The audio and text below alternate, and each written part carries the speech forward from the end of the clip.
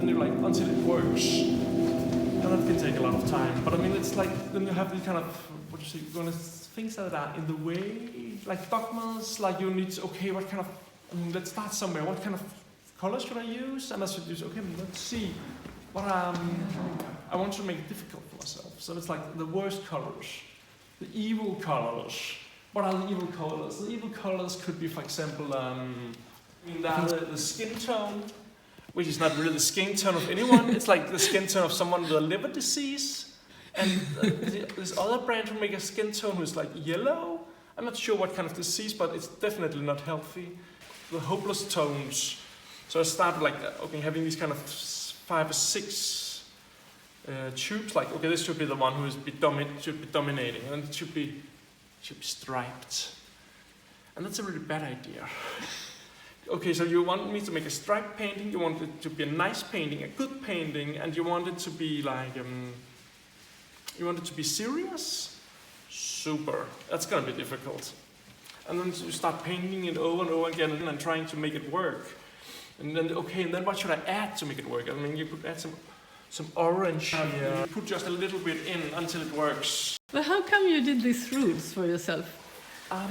It was like like you start from 0. You can use everything you want, and that's a little bit too much. So like to say, okay, I should work like this, and that's a kind of it's a bad start, but it's a start, and because else you can choose everything in the world, any color, anything. It's like okay, so let's take these ones, and these 5 I have them in my studio, and let's go from there, and then you're trying to also then, because if you start with the good ones, the painting will be good way too fast.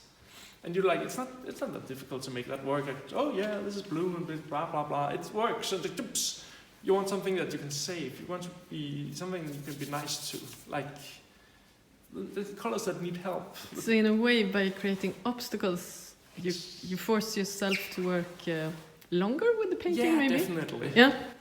I forced myself to work longer and to what you say, pull my hair out. Yeah. It's like, oh fuck. Okay, why should I do this?